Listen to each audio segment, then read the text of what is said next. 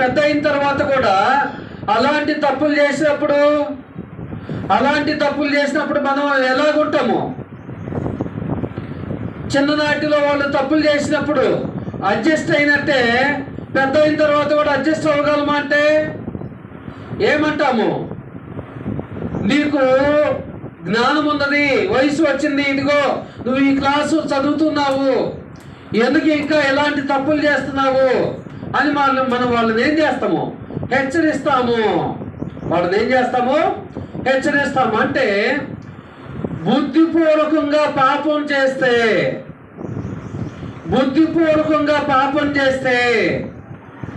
దేవుడు కూడా శిక్ష ఖచ్చితంగా వేస్తానంటున్నాడు. బుద్ధిపూర్వకంగా పాపం చేస్తే, బుద్ధిపూర్వకంగా పాపం అంటే అర్థమైందండి.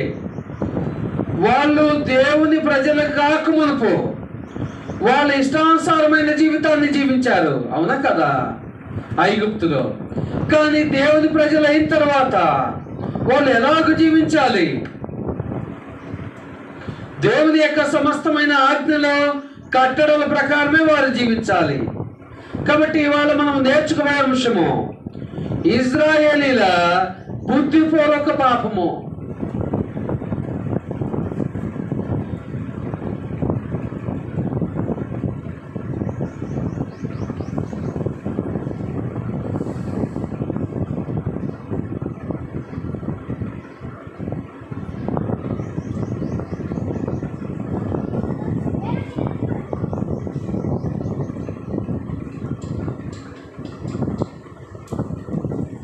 ఇజ్రాయేలీల బుద్ధిపూర్వక పాపము. బుద్ధిపూర్వక పాపము అనగా ఏమైందో తెలుసా మీకు?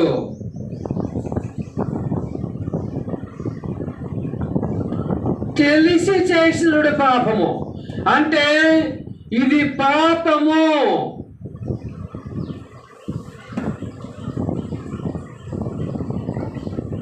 ఇది పాపము అని తెలిసి చేసిందని బుద్ధిపూర్వక పాపం అంటారు. ఇది పాపము అని తెలిసి చేసిందాన్ని.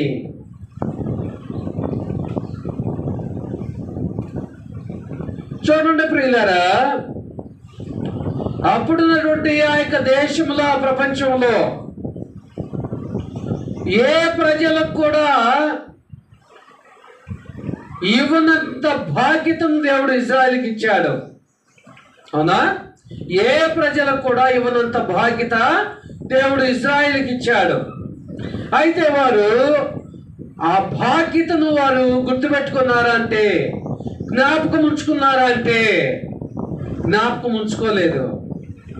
ఆ దేవుడు వారికి కల్పించినట్టు అట్టి బాధ్యతను బట్టి దేవునికి ఎల్లప్పుడూ కృతజ్ఞతగా వారు జీవించారంటే జీవించలేకపోయారు.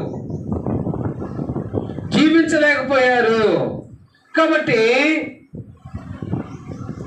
అందుకు గాను దేవుడు వారిని ప్రశ్నిస్తూ ఉన్నాడు. కొన్ని ప్రశ్నలు ఇజ్రాయేలులను దేవుడు కొన్ని ప్రశ్నలు అడుగుతున్నాడు. ఏం ప్రశ్నలు అడుగుతున్నాడు? నిద్రపోవద్దు. దేవుడు ఇజ్రాయేలులను ఏం ప్రశ్నలు అడుగుతున్నాడు? ఇర్మియా గ్రంథము 2వ అధ్యాయము, ఇర్మియా గ్రంథము 2వ అధ్యాయము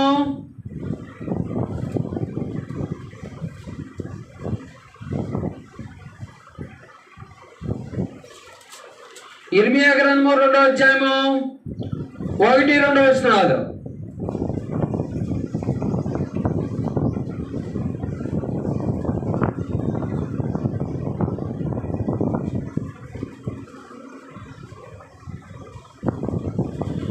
మరియు యెహోవా వాక్కు నాకు ప్రత్యక్షమై, నాకు అనగా ఎవరి గురించి మాట్లాడుతుండే ఇక్కడ దేవుడు? ఇర్మియా అనే ప్రవక్త మాట్లాడుతూ ఉన్నాడు. ఏమని మాట్లాడుతున్నాడు? మరియు యెహోవా వాక్కు నాకు ప్రత్యక్షమై ఎలాగూ సెలవిచ్చును, నీవు వెళ్ళి యెరూషలేము నివాసుల చెవులలో ఈ సమాచారము ప్రకటింప ఏంటిది? నీవు వెళ్ళి యెరూషలేము నివాసుల చెవులలో. చెవులలో అంటే అర్థం ఏంటండి? ఇప్పుడు నేను ఇంత దూరం నుండి మాట్లాడుతున్నా, మీకు వినపట్లేదా? వినిపిస్తుంది కదా. చెవుల్లోనే ఎందుకు చెప్పమన్నాడు దేవుడు? చెవుల్లోనే ఎందుకు చెప్పమన్నాడు దేవుడు? చెవుల్లో చెప్పడం వల్ల ఏంటంటే ప్రయోజనము, వీళ్ళు ఎలాంటి మనస్తత్వం గలవాళ్ళు? వీళ్ళు ఎలాంటి మనస్తత్వం గలవాళ్ళండి? బుద్ధిపూర్వకంగా పాపం చేసే మనస్తత్వం గలవాళ్ళు, అనగా తెలుసుకునే పాపం చేసే మనస్తత్వం గలవాళ్ళు. కాబట్టి అలాంటి వాళ్ళు వినున్నట్లుగా మేము విన్నామయ్యా, ఇక మేము ఆ పాపము చేయము అన్నంతగా అనేంత వరకు చెప్పాలంట వాళ్ళకు.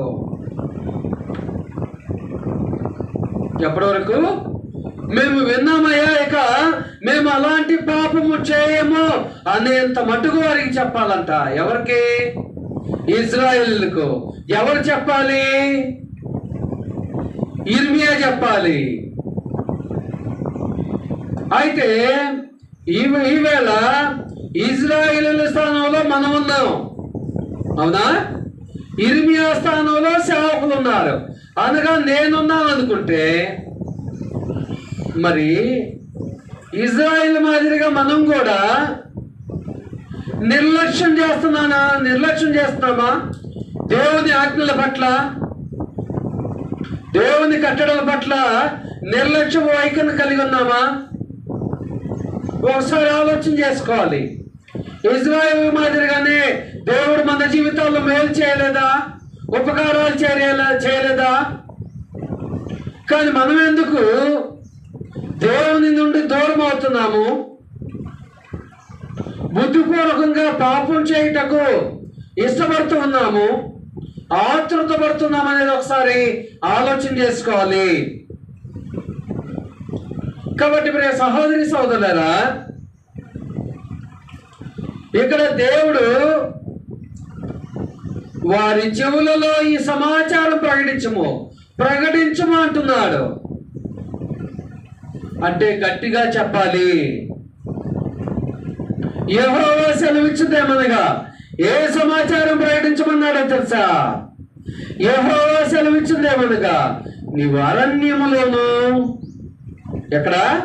అరణ్యములోను, విత్తనములో వేదగని దేశములోను నన్ను వెంబడించుచు నీ యవన కాలములో నీవు చూపిన అనురాగమును, నీ వైవాహిక ప్రేమను నేను జ్ఞాపకము చేసుకొనుచున్నాను. ఎక్కడంట? నీ అరణ్యములో, విత్తనముల వేదగని దేశములో. ఇప్పుడు మనమంటే మన దేశంలో కొన్ని పంటలు పండుతాయి, ఇతర దేశాల్లో ఇతర రాష్ట్రాల్లో కొన్ని పంటలు పండుతాయి. అక్కడ పంటలు ఎక్కడకు, ఇక్కడ పంటలు అక్కడకు ఎక్స్పోర్ట్ చేస్తూ ఇంపోర్ట్ చేసుకుంటూ మనం జీవనాన్ని సాగిస్తూ ఉన్నాము, అవునా? మరి 40 సంవత్సరాలు ఆ మహారణ్యంలో ఇజ్రాయేలీలు ఏ పంటలు పండించి వారు జీవనాన్ని సాగించారు? ఏమండి? ఏ పంటలు పండించి వారు జీవనాన్ని సాగించారు? ఎప్పుడైనా ఆలోచన చేశారా? ఏ పంటలు పండించి ఇజ్రాయేలీయులు జీవనాన్ని సాగించారు? అదే అంటున్నాడు, విత్తనములు వేదగని అరణ్యములో. ఎన్ని సంవత్సరాలు వారిని దేవుడు పోషించాడు? 40 సంవత్సరాలు, అవునా? 40 సంవత్సరాలు విత్తనములు వేయిన అరణ్యములో.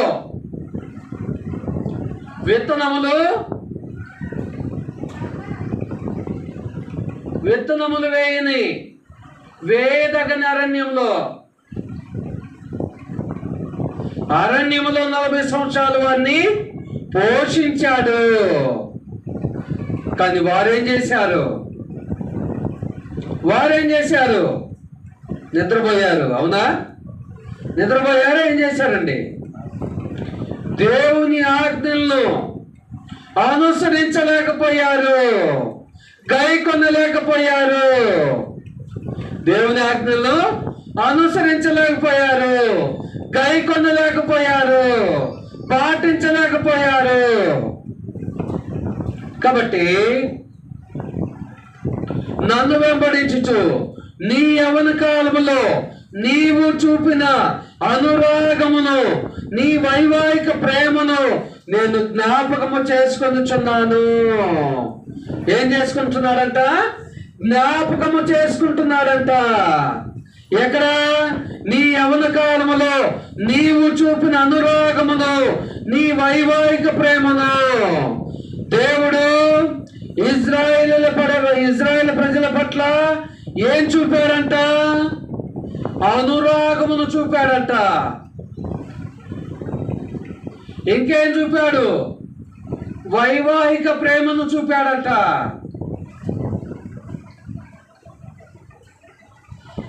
అనురాగము ఎవరు చూపగలరు? ఎవరు చూపగలరండి? ఎవరికైతే మంచి మనస్సాక్షి ఉంటుందో, మంచి మనస్సు ఉంటుందో వారు మాత్రమే అనురాగమును చూపగలరు. అంటే దేవుడు ఒకప్పుడు తల్లిదండ్రులు ఎలాగుండే వాళ్ళు బిడ్డల పట్ల, వాళ్ళు తిన్నా తినకపోయినా ఆ యొక్క మంచి నీళ్లు తాగి కడుపు నింపుకొని వారి బిడ్డలకు ఆహారాన్ని పెట్టుకునేవాళ్ళు. అవునా? అదే రీతిగా దేవుడు కూడా తన ప్రజలైన ఇజ్రాయేలు పట్ల అటువంటి అనురాగాన్ని చూపాడు. అనురాగము అనగా వెలకట్టలేని ప్రేమను వారిపై కురిపించాడు. ఇంకా వైవాహిక ప్రేమ అనగా అర్థమైందో తెలుసా? వైవాహిక ప్రేమ అనగా ఒక భార్య మీద భర్తకుండే ప్రేమ, ఒక భర్త మీద భార్యకుండే ప్రేమ. దేవుడు ఇజ్రాయేల్ ప్రజలను ఏమన్నాడో తెలుసా? నేను మీ యజమానిని. ఏమన్నాడు? నేను మీ యజమానిని అనగా దేవుడు ఇజ్రాయేలులను భార్యగా చూశాడు. భార్యగా అంటే వారికి యజమానిగా చూశాడు, వారి ఆలన పాలన చూశాడు. అదే క్రొత్త నిబంధనలో క్రీస్తు వరుడుగాను సంఘము ఎలాగుంది? వధువుగా ఉన్నది. పాత నిబంధన కాలంలో దేవుడు ఇజ్రాయేలులను వధువుగా చూశాడు. క్రొత్త నిబంధనలో క్రీస్తు వధువుగా చూస్తున్నాడు. అంటే ఆ యొక్క ప్రజలను సంరక్షిస్తున్నాడు, కాపాడుతున్నాడు, ప్రేమిస్తున్నాడు, అవసరాలను తీరుస్తున్నాడు. ఏం చేస్తున్నాడు? ఇజ్రాయేలులను కాపాడువాడు, గొనుకుడు, నిద్రపోడు. కాబట్టి దేవుడు ఇజ్రాయేలును ఎలాగ ప్రేమిస్తున్నాడు? వైవాహిక ప్రేమను కలిగి ఉన్నాడు.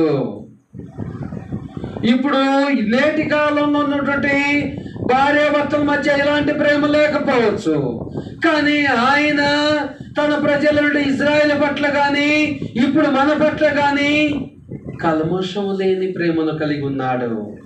ఏ ప్రేమను? కల్మషం లేని ప్రేమను కలిగి ఉన్నాడు. ఇప్పుడు అలాంటి భార్యాభర్తలు భూతద్దం పెట్టి మనం వెతకాలి కల్మషం లేని ప్రేమ. ఎందుకంటే మొన్న ఒక వాట్సాప్లో వచ్చింది, రోజుకు 5,000 ఇస్తేనే ఆ యొక్క భార్య భర్తతో కాపురం చేస్తానని చెప్పింది. నిజంగా ఇలాంటి దౌర్భాగ్యకరమైన విషయాలు వినాల్సిన పరిస్థితి ఏర్పడుతుంది. లేకపోలేదు భూమి మీద అలాంటి వాళ్ళు ఖచ్చితంగా ఉన్నారు. కాబట్టి ప్రియ సహోదరి సహోదరులారా, దేవుడు ఇజ్రాయేలులను ఎలాగూ పరిపాలించాడంట. చూడండి, ఒక రాజు ఒక రాజ్యములోటి అనేకులను పరిపాలిస్తూ ఉంటాడు. కానీ ఆ రాజ్యం పైన ప్రజల పట్ల అతను ఎలాంటి ప్రేమను కలిగి ఉంటాడో ఉండడో తెలియదు. కానీ తన ప్రజలైన వారి పట్ల దేవుడు ఇటువంటి ప్రేమను కలిగి ఉన్నాడు. అనురాగాన్ని, ఆప్యాయతను, వైవాహిక ప్రేమను కలిగి ఉన్నాడు. ఇది ఎప్పటి వరకు కలిగి ఉన్నాడు దేవుడు? ఎప్పటి వరకు కలిగి ఉన్నాడండి? భూమి పుట్టినది మొదలుకొని భూమి అంతమైపోయే వరకు ఆయన కలిగి ఉన్నాడు. ఇప్పుడు కూడా క్రీస్తు ప్రభు మనపై ఇలాంటి ప్రేమనే కలిగి ఉన్నాడు. క్రీస్తు ప్రభు మనపై ఎలాంటి ప్రేమను కలిగి ఉన్నాడు? వైవాహిక ప్రేమను కలిగి ఉన్నాడు.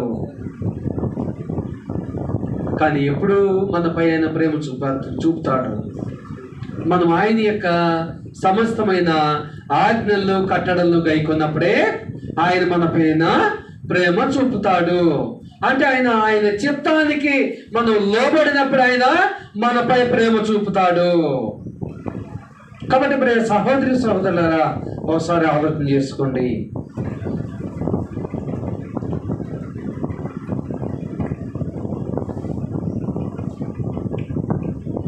నీ వైవాహిక ప్రేమను నేను జ్ఞాపకము చేసుకొనుచున్నాను. అప్పుడు ఇశ్రాయేలు యెహోవాకు ప్రతిష్ఠ జనమును. ఏంటంట? ఇశ్రాయేలు యెహోవాకి ఎలాంటిదంట? ప్రతిష్ఠ జనము. ప్రతిష్ఠ జనమనగా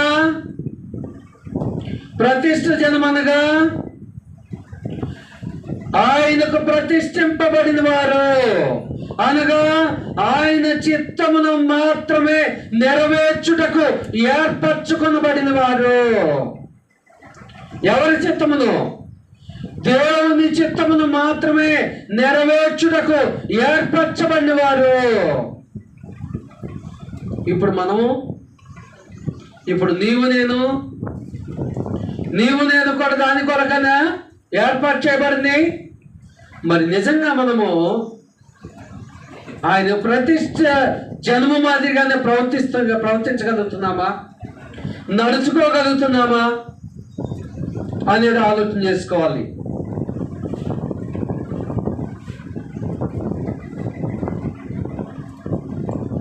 ఆయన రాబడికి ప్రథమ ఫలమును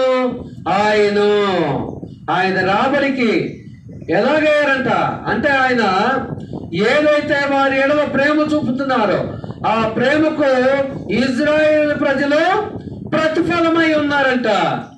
నేడు మనం ప్రతిఫలమై ఉన్నామా లేదా? క్రొత్త నిబంధనకు నేటి కాలంలో మనము క్రొత్త నిబంధన చట్టానికి, యేసుక్రీస్తు ప్రభు వారికి ప్రతిఫలమై ఉన్నామా లేదా? ఆ ప్రతిఫలంగా కాబడినటువంటి నీవు నేను ఎలాగ ప్రవర్తించగలుగుతున్నామో, నిజంగా యేసుక్రీస్తు ప్రతిఫలమైనటువంటి నీవు నేను యేసుక్రీస్తును ధరించుకోగలుగుతున్నామా?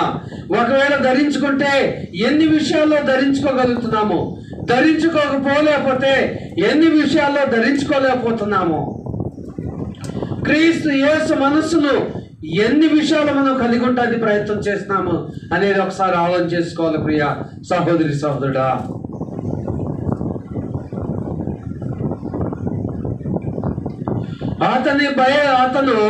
అతను లయపరచు వారందరూ శిక్షకు పాత్రులైరి, వారికి కీడు సంభవించును.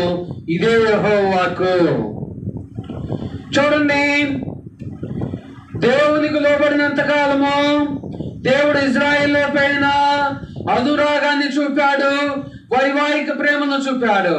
ఎప్పుడైతే దేవునికి ఎదురు తిరిగి ఉన్నారో, దేవుని విరోధంగా ప్రవర్తించి ఉన్నారో, దేవుడు అన్యజనులకు ఇజ్రాయేలును అప్పగించాడు. దేవునికి లోబడే సమయంలో ఇజ్రాయేలుపై ఎవరైనా యుద్ధానికి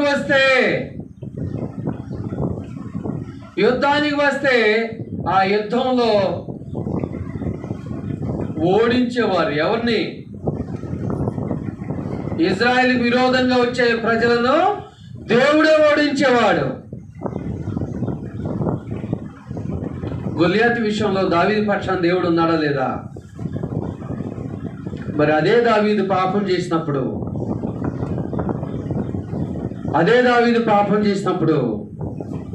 దావీదు పక్షాన దేవుడు ఉన్నాడా? లేడు. అంటే దేవునికి లోబడినటువంటి ఎంత కఠినమైన ఆ యొక్క విషయంలోనైనా టైంలోనైనా సరే దేవుడు కాపుదల ఇచ్చాడు. కాబట్టి ఎవరైతే ఇజ్రాయేలుపై యుద్ధానికి వస్తారో, ఇజ్రాయేలుకు కీడు చేయాలని తలొస్తారో, వారిని దేవుడు ఏం చేశాడు? వారిపై యుద్ధం చేశాడు. కాబట్టి బుద్ధిపూర్వకంగా ఇజ్రాయేలు పాపం చేయటకు దేవుడు అడుగుతున్న ప్రశ్న ఏదో తెలుసా? దేవుడు అడిగిన మొట్టమొదటి ప్రశ్న ఏదో తెలుసా? ఇజ్రాయేలును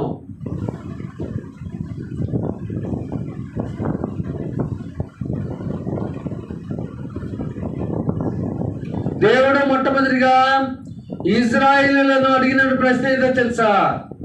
ఇదే 2వ అధ్యాయం 4వ వచనాన్ని గమనించండి. యాకోబు ఇంటి వారులారా, ఇజ్రాయేలు ఇంటి వారులారా, మీరందరూ యెహోవా వాక్కు వినుడి. యెహోవా ఇలాగ సెలవిచ్చున్నాడు, నా యందు ఏ దుర్నీతి చూచి మీ పితరులు వ్యర్థమైన దాన్ని అనుసరించి తాము వ్యర్థులు మగనట్లు నా యొద్ద నుండి దూరముగా తొలగిపోయిరే. దేవుడు ఇశ్రాయేలు ఉద్దేశించి అడుగుతున్న ప్రశ్న ఏంటో తెలుసా? నా యందు ఏ దుర్నీతి చూసి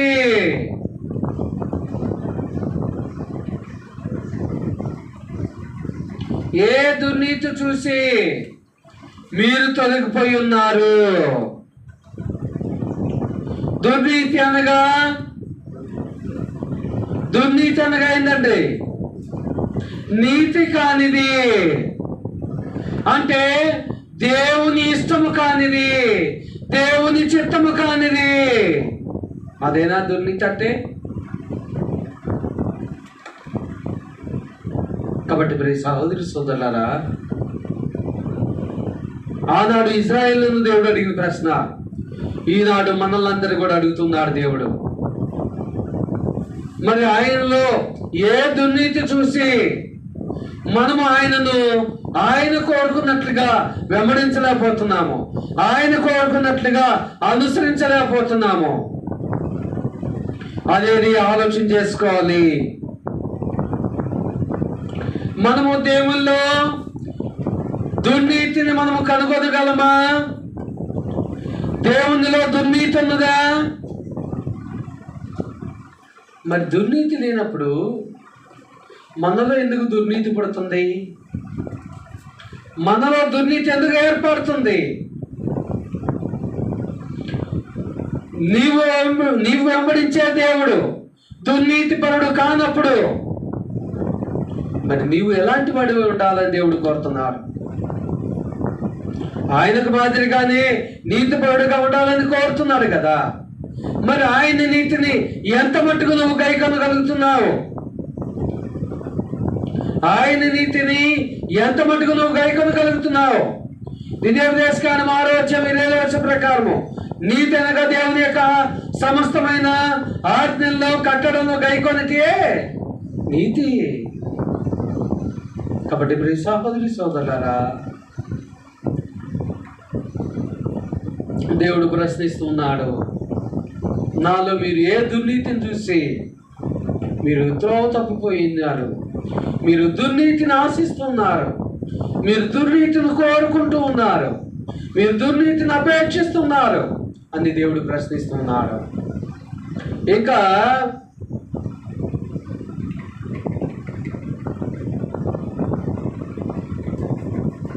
మనం దుర్నీతిని అపేక్షిస్తూ ఉన్నప్పుడు, మనం దుర్నీతిని కలిగి ఉన్నప్పుడు లోకం మనల్ని చూసి మొట్టమొదటిగా ఎవరు విమర్శిస్తుందండి? మనల్లో మనం అనుసరించే దేవుణ్ణి. వీళ్ళు క్రైస్తవులు కాబట్టి వీడు దేవుడు కూడా ఇలాంటి వాడు కాబట్టే వీళ్ళు కూడా ఇలాంటి మనస్తత్వాన్ని కలిగి ఉన్నారు. అంటే మన ద్వారా మనం ఎవరికి కీడును తలపెడుతున్నాము, ఎవరికి అవమానం తెస్తున్నాము? దేవునికి. కాబట్టి దుర్నీతి చేత సత్యమును అడ్డగించు మనుష్యులకు దేవుని ఉగ్రత వెల్లువలే వస్తుందని రోమపత్రిక 1వ అధ్యాయం ద్వారా దేవుడు తెలియజేస్తున్నాడు. దుర్నీతి చేత సత్యమును అడ్డగించి దుర్నీతి చేత చూడండి, రోమపత్రిక 1వ అధ్యాయం 18వ వచనము.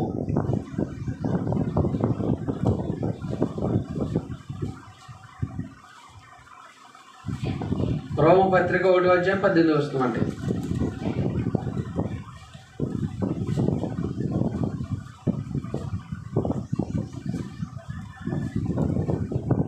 రోమపత్రిక 1వ అధ్యాయం 18వ వచనం. దుర్నీతి చేత సత్యమును అడ్డగించే మనుష్యుల యొక్క సమస్త భక్తిహీనత మీదను దుర్నీతి మీదను దేవుని కోపం పరలోకం నుండి. దుర్నీతి చేత సత్యాన్ని అడ్డగిస్తున్నామట.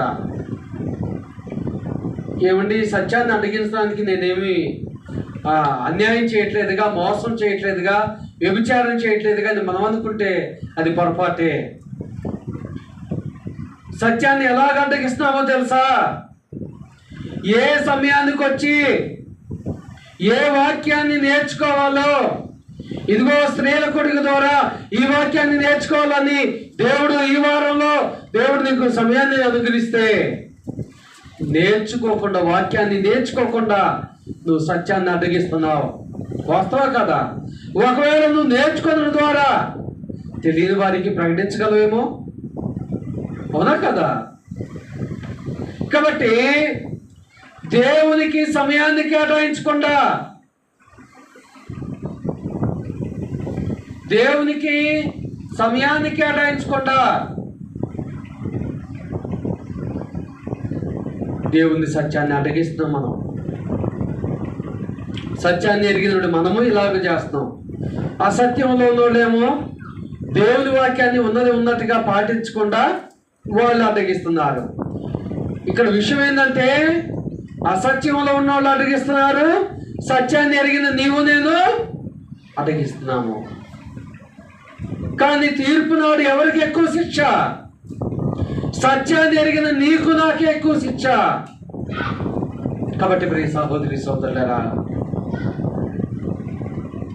దేవుడు మనకు ఈ వారములో దేవుడు ఈ వారములో అది స్త్రీల కొడుకు ద్వారా కావచ్చు, బైబిల్ తరగతి ద్వారా కావచ్చు, లేదంటే కృతజ్ఞత కొడుకు ద్వారా కావచ్చు, ఏ కొడుకు ద్వారానైతేనేమి ఒక 5 దేవుని మాటలను నేర్చుకోవాలని దేవుడు సంకల్పించినప్పుడు 5 మాటలు మనము ఒక్కడి మాటలు మాత్రమే నేర్చుకునే వారిగా ఉంటే మిగతా 4 మాటల పట్ల మనం ఎలాంటి స్వభావాన్ని కలిగి ఉన్నామని అర్థము, దుర్నీతిని కలిగి ఉన్నామని అర్థం. అవునా కదా? పోనీ దేవుడు సంతోషపడతాడా? ఈ ఒక్క విషయంలోనైనా ఈ ఒక్క మాట నేర్చుకున్నాడులేని అలా సంతోషపడ్డాడు దేవుడు. సంపూర్ణంగా ఎవరైతే ఆజ్ఞలు పాటిస్తారో ఆయన ఆజ్ఞల్లో వారి పట్ల ఆయన సంతోషాన్ని కలిగి ఉంటాడు. వారి పట్ల ఆయన సంతోషాన్ని కలిగి ఉంటాడు. వారికి ఆయన ఆశీర్వాదాలు ఇస్తాడు. వాగ్దాన దేశమైన కనాను చూడటానికి 10 మంది వెళితే 10 మంది ఏమో అధైర్యపడ్డారు. కానీ 2 ధైర్యము చేత దేవుడు మాకు తోడుగా ఉంటాడు, మేము వారిని జయిస్తామని చెప్పారు. కానీ దేవుడు పరిపూర్ణంగా ఆశీర్వదించింది ఎవరినో తెలుసా? 12 మందిని ఆశీర్వదించలా. ఆ 2 యెహోషువ కాలేబులు 2 మాత్రమే దేవుడు ఆశీర్వదించాడు. కాబట్టి ప్రియ సహోదరి సోదరులారా, దేవుడు ఏం కోరుతున్నాడు నీ నుంచి నా నుంచి? దేవుడు ఏం కోరుతున్నాడు? పరిపూర్ణతను కోరుతున్నాడు.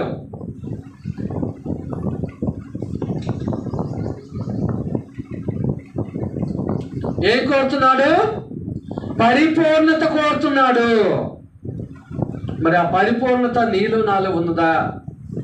ఒకవేళ లేకపోతే ఎప్పటికల్లా మనము దాన్ని పొందుకోగలము, ఎప్పటికీ మనం పొందుకోగలము అనేది ఒకసారి ఆలోచన చేసుకోవాలి ప్రియ సహోదరి సోదరుడా.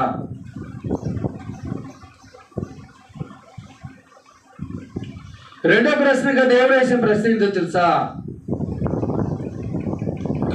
నా యొద్ద నుండి దూరముగా ఎందుకు వెళ్ళారు? నా యొద్ద నుండి దూరముగా ఎందుకు వెళ్ళారు?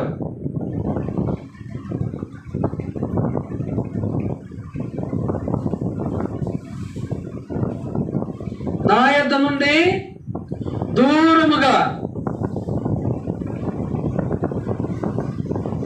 తప్పిపోయిన కుమారుడు గురించి తెలుసుగా మీ అందరికీ? ఎంతమంది గుర్తుందండి తప్పిపోయిన కుమారుడు గురించి? తప్పిపోయిన కుమారుడు ఏం చేస్తారు? తన ఆస్తిని, తన తండ్రి వద్ద నుండి ఆస్తిని పంచుకొని తీసుకొని వెళ్ళి తన స్నేహితులతో పాటు వెళ్ళి ఏం చేస్తాడు? పాడు చేసుకుంటాడు. మరి తండ్రి వద్ద ఉన్న కుమారుడు అయితే ఆస్తిని అభివృద్ధి చేసుకుంటాడు. అభివృద్ధి చేసుకోకపోయినా కనీసము ఆస్తిని కాపాడుకుంటాడు. చివరకు తప్పిపోయిన కుమారుడు పరిస్థితి ఎలాగొస్తుంది? ఎలాగొస్తుందండి? పందులు మేసే పొట్టును తినవలసిన పరిస్థితి. ఒకప్పుడైతే తన తండ్రి వద్ద ఎంతమంది పని వాళ్ళు ఉన్నారు?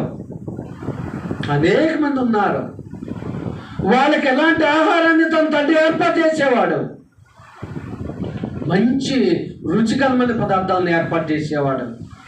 కానీ ఇప్పుడు తన తండ్రి నుండి దూరమైన తర్వాత ఆ కుమారుడు పరిస్థితి ఏంటి?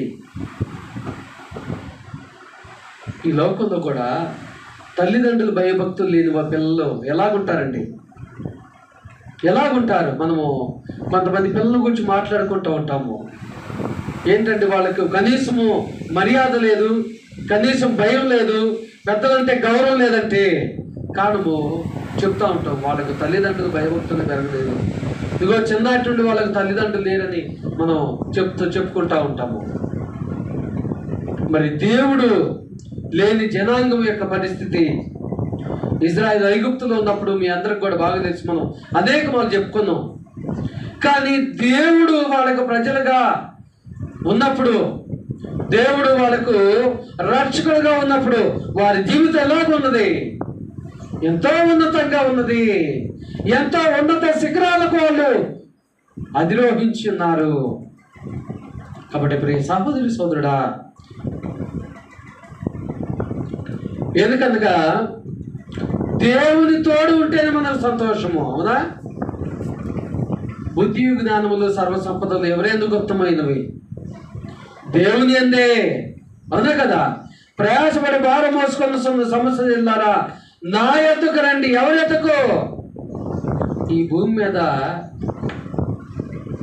ఎంత ఉన్నతమైన హోదా వ్యక్తి దగ్గర పోయినా కూడా మనకు పాపం అనే భారాన్ని తీసివేయగలరా? వాళ్ళు తీసివేయలేరు. కాబట్టి మరి సహోదరి సహోదరులారా ఒకసారి ఆలోచన చేసుకోండి. ఈనాడు మనం కూడా దేవుని యొద్ద నుండి ఏమవుతున్నాము? దూరం అవుతున్నాము. దూరం అవుతున్నామా లేదా? మృక్కుబడిగా, నామకేవాసిగా ఆదివారం దేవుని ఆరాధించాలి కాబట్టి తప్పనేరకు వస్తున్నాము. మిగతా సంఘ కార్యక్రమాల పట్ల తీవ్రమైన నిర్లక్ష్యపు ధోరణిని కలిగి ఉంటున్నాము. తీవ్రమైనటువంటి నిర్లక్ష్యపు ధోరణిని కలిగి ఉంటున్నాము. దేవుడు అంటే లెక్కలేని స్థితిలో ఉంటున్నాము. కాబట్టి మరి సహోదరి సోదరులారా, దేవునికి మనం దూరంగా వీటి జరిగితే మనకు శాపాలే కానీ ఆశీర్వాదాలు ఉండవని మనం తెలుసుకోవాలి. ప్రియ సహోదరి సోదరుడా,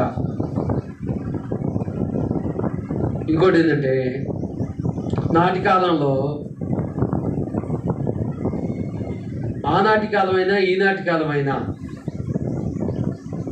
చూడండి ప్రియులారా, ఇజ్రాయేలీయులు కష్టాల్లో ఉన్నప్పుడే దేవుడి యందు భయభక్తులు కలిగి ఉన్నారు. దేవుని యందు విశ్వాసం కలిగి ఉన్నారు. ఎప్పుడైతే వాగ్దాన దేశం అంటే పాలు తేనెలు ప్రవహించే దేశాన్ని దేవుడు వాళ్ళకి ఇచ్చాడో ఆ సుఖాన్ని పొందుకుంటూ దేవుడు మర్చిపోయారు. కాబట్టి కష్టాల్లో ఉన్నప్పుడే దేవునిని ఎక్కువగా గుర్తిస్తూ ఉంటాం. మనము దేవునికి ఎక్కువగా లోబడుతూ ఉంటాము. మంచి విశ్వాసాన్ని కలిగి ఉంటాము. కాబట్టి మనం కూడా అలాంటి స్వభావాన్ని కలిగి ఉండాలా? కష్టాలు ఉంటేనే మనం దేవుని విశ్వాసపాత్రులుగా జీవించగలమనే భ్రమలో ఎవరైనా ఉంటే ఎప్పుడైనా బయటికి రండి. సంతోషంలో కూడా దేవునికి లోబడి మనసు నీకు కావాలి, నీకు ఉండాలి. సంతోషంలో కూడా దేవుని చిత్తాన్ని జరిగించాలనే తాపత్రయం నీకు ఉండాలి, ఆతృత నీకు ఉండాలి. అవునా కదా? అప్పుడే నువ్వు నిజమైన విశ్వాసిగా భూమి మీద దేవుని చేత కొనియాడబడతావు. ఎవరి చేత? దేవుని చేత కొనియాడబడతావు. ఇంకా మూడవ ప్రశ్న ఏంటంటే, యెహోవా ఎక్కడని వాళ్ళు అడగట్లేదంట. ఎవరు? యెహోవా ఎక్కడని. యెహోవా ఎక్కడనంటే చూడండి పిల్లలారా, క్లాస్లో టీచర్ ఉంటే ఆ పిల్లలు ఎలాగుంటారు? చాలా డిసిప్లైన్గా ఉంటారు. తద్వారా ఏమవుతుంది? వారు మంచిగా చదువుకుంటారు, తద్వారా మంచి ఉద్యోగాన్ని పొందుకుంటారు, మంచి ప్రవర్తన కలిగి ఉంటారు, మంచి కుటుంబాన్ని నిర్మించుకోగలరు.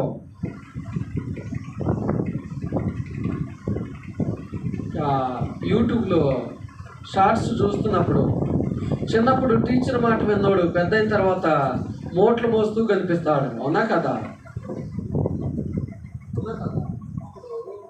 అది ఒక ట్యాగ్ లైన్ పెడతారు. చిన్నప్పుడు ఇప్పుడు మోట్లు మోసే అవసరం లేకుండా ఉండాలంటే చిన్నప్పుడు ఆ యొక్క బుక్స్ మోస్తే సరిపోయేదేగా. అవునా కదండి? అదే రీతిగా చిన్నప్పుడు తల్లిదండ్రుల మాట వింటే సరిపోయేదేగా. చిన్నప్పుడు ఆ యొక్క టీచర్ మాట వింటే బాగుపడేవాళ్ళే. కాబట్టి దేవుడు లేని జనాంగము అంటే దేవుడు లేని జనాంగము ఎలాగుంటుందని దేవుడు చెప్తున్నాడు తెలుసా? విచ్చల విడితనము ఎక్కువ అవుతుందని దేవుడు తెలియజేస్తున్నాడు.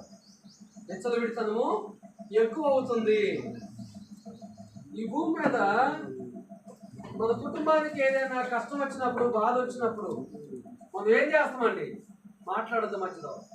మన కుటుంబంలో ఏదైనా బాధలు వచ్చినప్పుడు, కష్టాలు వచ్చినప్పుడు, శ్రమలు వచ్చినప్పుడు మనం ఏం చేస్తాం? కుటుంబం అంతా కలిసి కూర్చొని మాట్లాడుకుంటాం.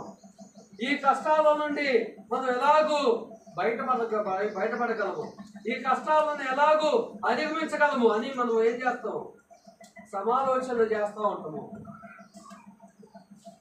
ఆత్మీయంగా మనం దేవునికి దూరం అవుతున్నప్పుడు, ఆత్మీయంగా పతనం చెందుతున్నప్పుడు మన కుటుంబం అంతా కలిసి ఎందుకు కూర్చొని మాట్లాడుకోలేదు? ఇదిగో ఈ విషయంలో నువ్వు తప్పు చేస్తున్నావు, ఇదిగో ఈ విషయంలో నువ్వు దేవునికి అవిధేయులుగా ఉంటున్నావు, నీ విధానం మార్చుకొని మనము మన కుటుంబ సభ్యులను గద్దించే పరిస్థితి ఈనాడు మనకుందా? కుటుంబ యజమానిగా ఈనాడు నాకున్నదా, మీకున్నదా అని ఇక్కడ ఉన్నటువంటి కుటుంబ యజమానులందరూ కూడా మీ హృదయం వేసుకొని పరిశీలన చేసుకోండి. ఈనాడు ఎన్ని కుటుంబాలు వారు ఆత్మీయంగా పడిపోయినప్పుడు వారు ఆత్మ విమర్శ చేసుకుంటున్నారు, ఆత్మ పరిశీలన చేసుకుంటున్నారు, మరలా వారు సంఘంతో కట్టబడుతున్నారు, దేవునితో కట్టబడుతున్నారు అనేది ఒకసారి ఆలోచన చేసుకోవాలి ప్రియ సహోదరి సోదరుడా. కాబట్టి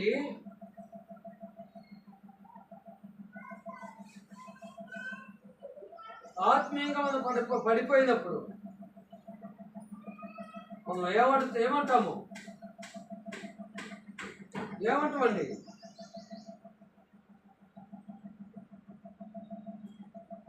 ఆదాము ఒంటరిగా ఉన్నప్పుడు ఎలాగొందుడు, వివాహం అయిన తర్వాత ఎలాగొందుడు, తినవద్దనుడు పండును తింటున్నప్పుడు నిజంగా తనకు దేవుని భయం ఉంటే, దేవుడు నాకు ఇంత ముందు మాదిరిగానే నాతోనే ఉన్నాడు, ఈ తోటనంటే తను తినగలివాడేనా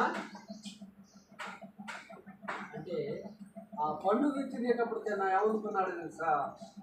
దేవుడు లేడిక్కడ అనుకున్నాడు. దేవుడు లేడిక్కడ అనుకున్నటువంటి ఆదాము ఆ పండు తినటం వల్ల తను ఎంత శిక్షకు పాత్రుడయ్యాడు, తను ఎంత శిక్షకు అర్హుడయ్యాడు.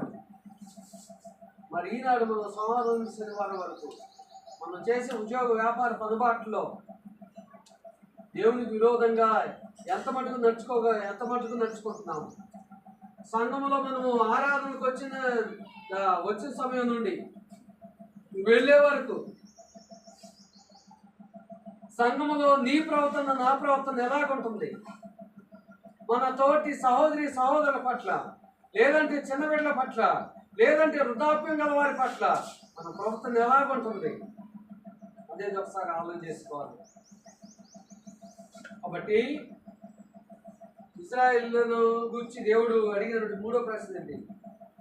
యెహోవా ఎక్కడని మీరు అడుగుతున్నారే? యెహోవా ఎక్కడని మీరు అడుగుతున్నారే? యెహోవా ఎక్కడో మీకు తెలియదా? ఏమండి?